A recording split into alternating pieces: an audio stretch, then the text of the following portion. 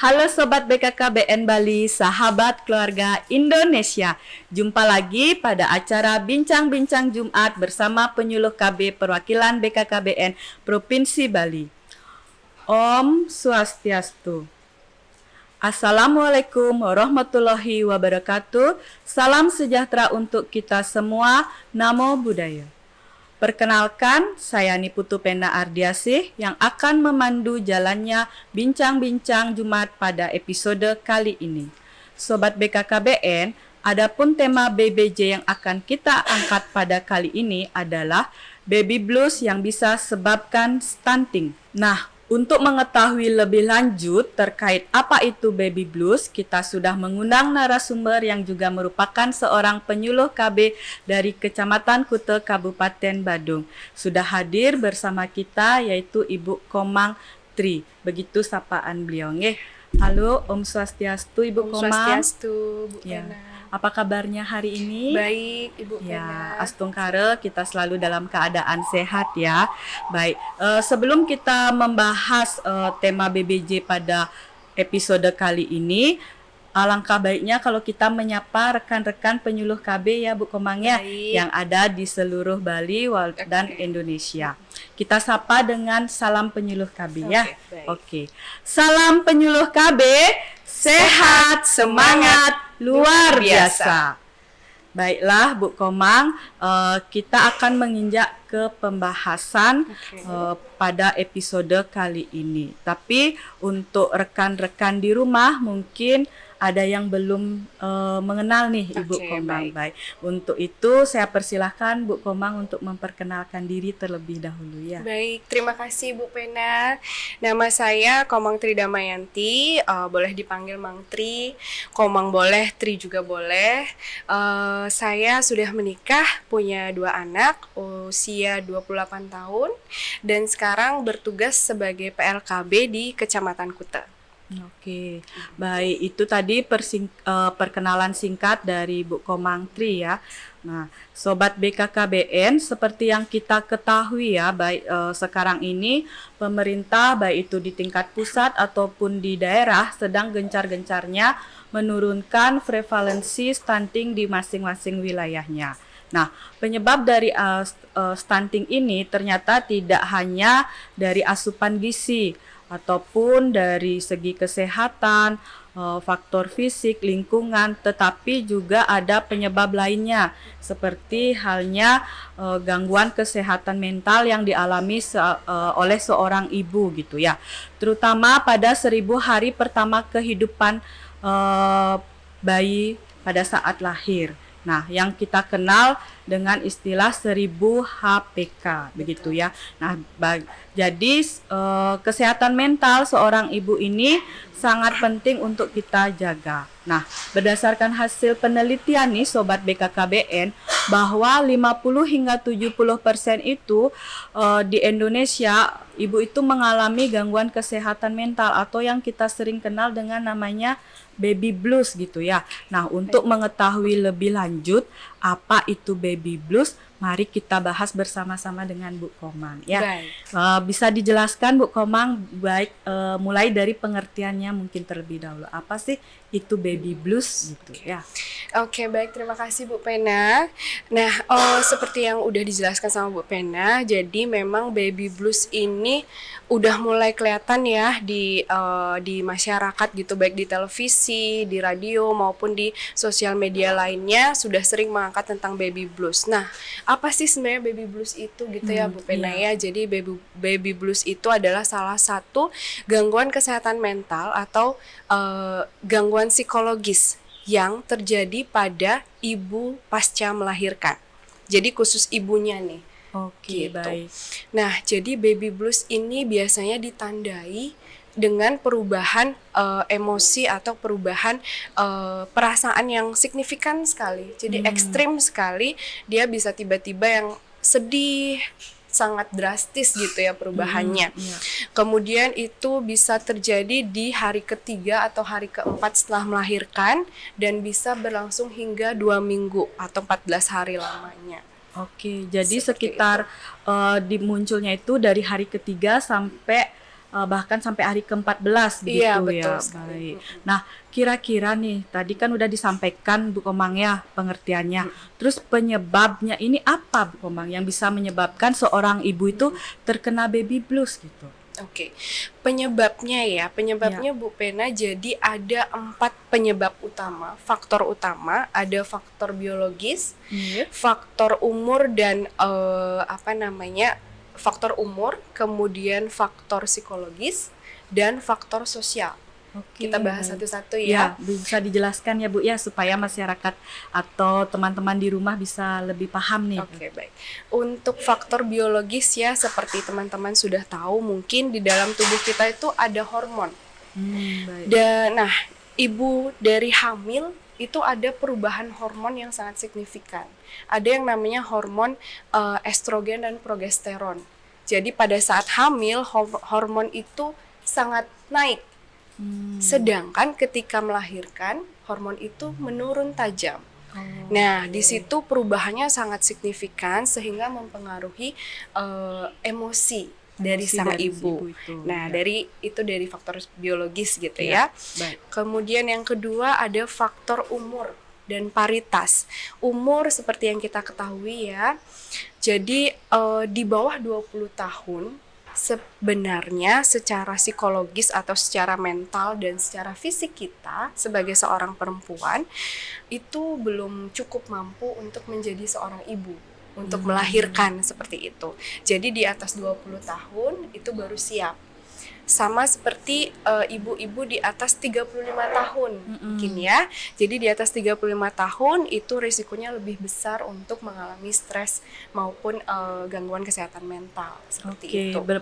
berarti sudah benar ya anjuran dari pemerintah bahwa tidak disarankan untuk hamil atau melahirkan di bawah 20 tahun Iya, betul. dan di atas 35 tahun begitu ya Iya, Bu betul, Komang ya. betul sekali, Oke. Bu Pena. Ya, boleh lanjut faktor yang ketiga Bu Komang. Oke.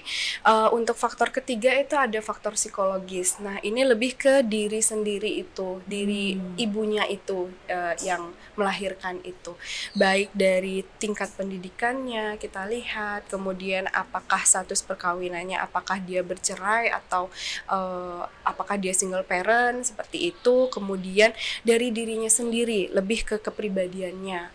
Misalkan nih ada ibu-ibu yang kepribadiannya perfeksionis gitu ya. Jadi itu dia bisa lebih rentan mengalami gangguan kesehatan mental. Kenapa? Karena ketika punya baby, kita kadang ekspektasinya A, tapi kenyataannya bisa berubah gitu kan ya. Tidak sesuai harapan gitu ya. Iya, tidak sesuai harapan. Jadi kepribadian dari seorang ibu tuh juga sangat mempengaruhi.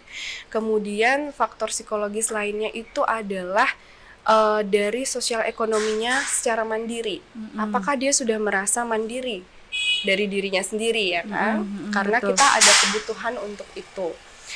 Kemudian selain itu, apakah dia punya riwayat gangguan kesehatan mental sebelumnya? Seperti itu. Pada Jadi saat mudanya sebelum menikah iya, sudah ada itu. betul. Apakah dia tipe orangnya gampang stres gitu ya, kalau kita taunya kayak gitu, gampang stres, kurang untuk bisa mengelola emosi, seperti itu Bu Pena. Baik, ya.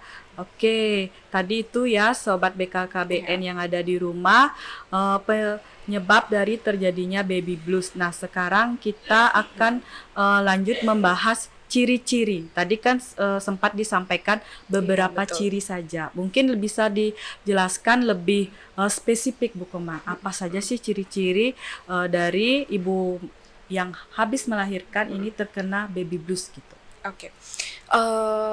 Tadi sudah disinggung sedikit ya Bu Ya, Penanya di pengertian dan juga penyebabnya. Jadi pada dasarnya ibu-ibu ini ada masalah di emosi. Dia akan merasa sangat sedih, merasa khawatirnya berlebihan gitu. Yang biasanya dia nggak khawatir dengan hal itu, tapi di sini tiba-tiba yang khawatir banget kayak gitu. Oke. Nah, itu akan menyebabkan dia merasa sangat lelah ya. Sangat lelah. Sangat lelah. Jadi dia akan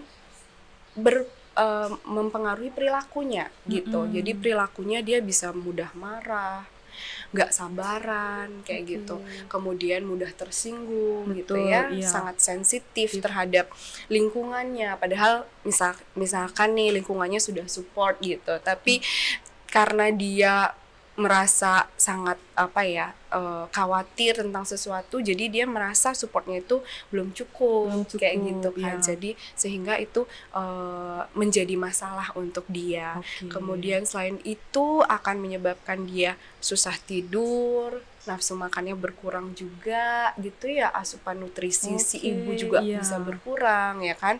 Lalu yang paling parah itu adalah dia akan merasa bahwa dia tidak sanggup untuk menjaga anaknya, merawat babynya Sampai gitu. begitu ya, berarti Iya, bahaya betul. ini ya Bu Komang ya. Ternyata ini ciri-cirinya tuh banyak ya. Iya, Selain betul. mudah sedih, marah, emosinya tidak stabil, naik turun, bahkan sampai bisa menurunkan selera nafsu makan. Iya, Dan yang betul. paling parah lagi tidak mampu atau tidak bisa merawat bayi. Iya, Nah, betul. padahal kita ketahui bahwa 1000 hari pertama itu sangat penting ya Sobat BKKBN untuk mencegah terjadinya stunting Iya, gitu. Nggih. betul. Oke, kemudian kalau dilihat dari ciri-cirinya tadi, dampak yang bisa ditimbulkan apa nih Bu Komang? Oke. Dampaknya tuh luar biasa ya sebenarnya Iya. ya. Oke, coba kita lihat dari baby yang newborn nih, baby baru lahir. Yang dia butuhkan paling utama itu adalah asupan nutrisi, gitu kan ya. Iya, betul, Nah, betul. sampai saat ini ASI itu memang masih menjadi yang nomor 1 ya. Iya. Nomor 1 nutrisi yang paling baik untuk bayi, untuk newborn, ASI eksklusifnya 6 tahun dan sampai diteruskan sampai 2 tahun begitu ya Bu Pena ya? 6 bulan, ya. Nah, ASI eksklusifnya 6 6 bulan. Iya. dan diteruskan hingga 2 tahun begitu ya. Lalu, nah ketika asupan nutrisi ini tidak terpenuhi dengan baik gitu, maka tumbuh kembang si baby juga nggak bagus, ya, nggak optimal tidak ya. optimal Iya, seperti betul. itu.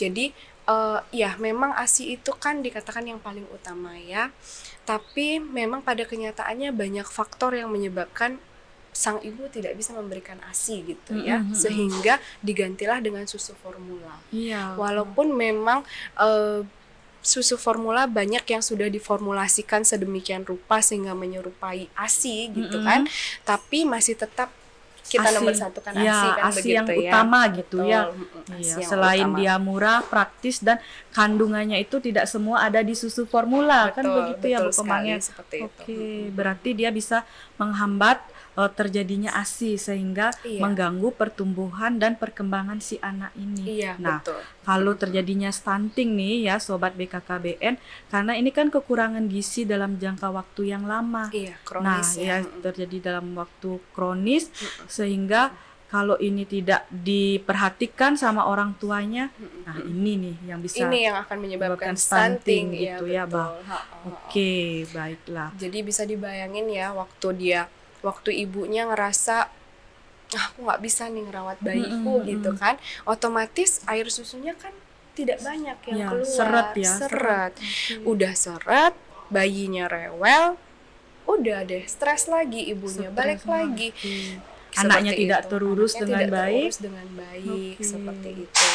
Nah, selain ASI itu dampaknya ke yang lain juga gitu kan ya, karena itu ketika tidak bagus nutrisi yang diperoleh oleh baby, jadi tumbuh kembangnya juga akan terhambat. Yang seharusnya dia terstimulasi di 3 bulan sudah bisa angkat kepala gitu kan, di 6 bulan sudah bisa duduk, tapi karena nutrisinya nggak bagus, terlambatlah semua nih. Mundur seperti itu. Ya. Pokoknya iya. menghambat semua pertumbuhan perkembangannya, Iya, tidak optimal betul. Tidak lah optimal ya. jadinya. Oke, baik. Itu ya tadi Sobat BKKBN sudah disampaikan sama Bu Komang bahwa dampak dari baby blues ini sangat mempengaruhi terhadap kesehatan baik itu si ibu dan si bayi. babynya sendiri. Iya, Oke. Terus komplikasi nih Bu Komang, apa komplikasi yang bisa terjadi nih kalau baby blues ini dibiarkan atau tidak mendapatkan penanganan yang tepat begitu? Betul. Nah, memang ya pada dasarnya baby blues syndrome ini bisa ditangani secara mandiri begitu ya Bu Penaya. Tetapi ketika kita menghadapi suatu masalah kan terkadang kita juga membutuhkan orang lain gitu Iya, ya. betul. Nah, ketika itu tidak terjamah dengan baik, baby blues ini tidak ditangani dengan baik, maka dia bisa meningkat menjadi depresi pasca persalinan namanya. Oke, sampai menimbulkan depresi ya.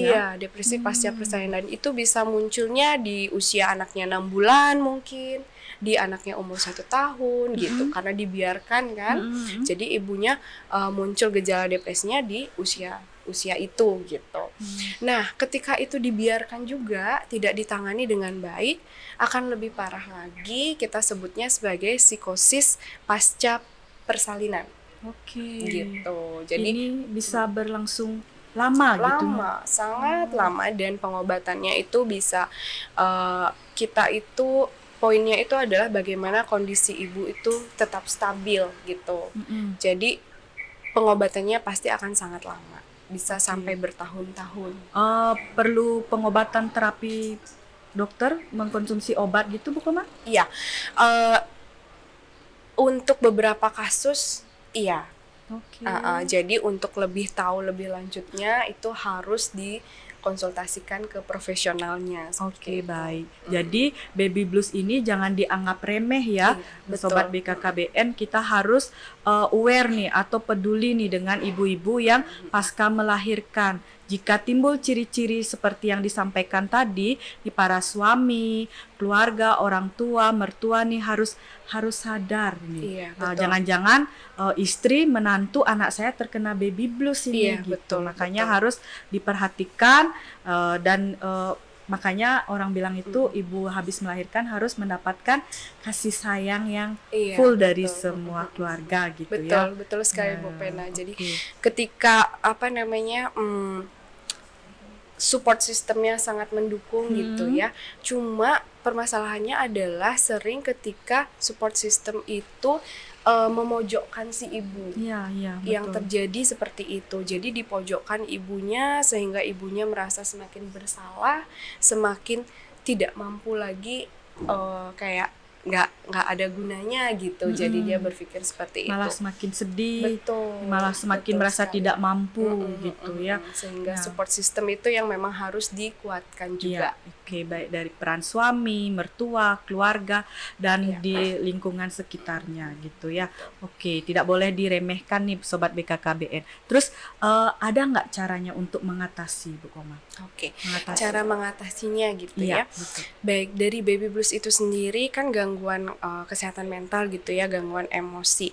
Yang harus kita lakukan adalah bagaimana kita belajar untuk mengelola emosi kita sendiri, emosi sang ibu itu gitu ya.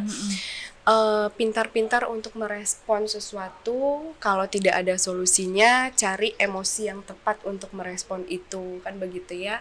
Lalu ketika tubuh kita juga perlu nutrisi yang bagus, asupan nutrisi yang bagus, makan makanan yang sehat, lakukan olahraga sehingga di otak itu ada aliran darah, ada Oke. oksigen yang banyak, seperti itu kan. Lalu jangan ragu untuk meminta dukungan, meminta tolong terhadap orang-orang sekitar, baik pada suami, kita bagi tugas yuk kayak Iya, gitu kan. oke. Kita suami kerjakan ini, saya kerjakan ini, jangan ragu untuk meminta tolong, sampaikan dengan lapang dada seperti itu. Kemudian selain itu kita juga harus luangkan waktu untuk istirahat,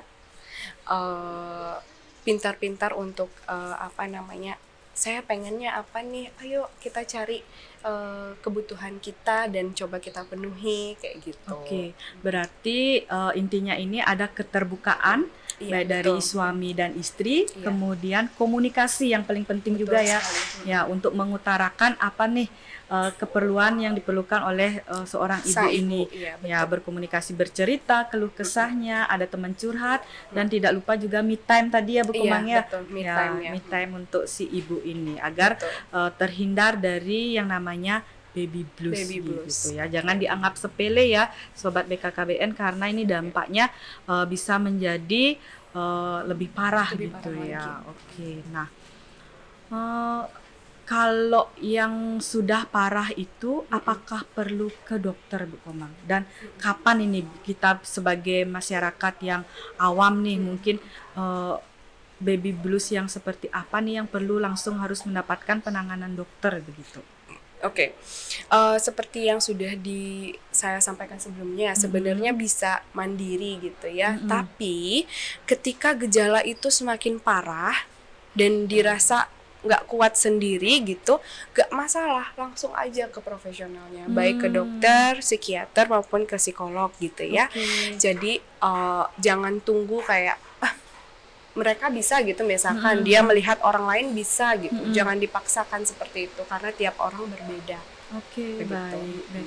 Jadi kalau merasa sudah tidak mampu untuk Iya. menampung segala permasalahannya, jangan ragu-ragu untuk datang ke psikolog ataupun psikiater ya. Iya. Ya, belum tentu yang datang ke psikolog atau psikiater itu adalah orang-orang yang dengan tanda Gangguan kutip jiwa, ya gangguan jiwa gitu, gitu. Kita betul. juga butuh teman curhat dan sharing yang bisa memberikan saran atau informasi yang positif gitu ya Iya, Bu Komang betul ya. sekali. Nah, jadi tepat penanganannya Iya, kan betul. seperti itu ya. Oke, baiklah.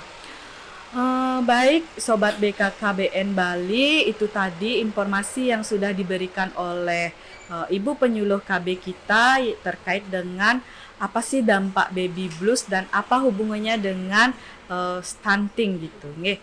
Nah, mungkin sebelum kita tutup bincang-bincang Jumat pada episode kali ini, ada pesan kunci yang ingin disampaikan kepada teman-teman di rumah Bu Komang. Baik, pesan kuncinya bagi perempuan di luar sana yang akan menjadi ibu maupun yang sudah menjadi ibu, lapang dadalah untuk mengutarakan apa yang kalian rasakan, apa yang kalian mau, sehingga kalian tetap bisa menjadi ibu yang merawat bayinya secara optimal. Seperti itu. Oke, baik. Terima kasih Bu Komang atas sharing informasinya. Nah, Sobat BKKBN, itu tadi bincang-bincang Jumat pada episode kali ini. Semoga apa yang kami sampaikan tadi bermanfaat bagi Sobat BKKBN di rumah ya. Nah, untuk Sobat BKKBN, jangan lupa untuk memfollow media sosial BKKBN Bali ya. Oke, biar tidak menghilangkan semangat, mari kita ajak para narasumber kita untuk mengucapkan salam BKKBN ya. Oke, mari kita bersama-sama ya Bu Komang ya mengucapkan salam BKKBN. Salam BKKBN, hidup berencana itu keren. Om Santi Santi Santi Om. Dadah. Bye, dadah.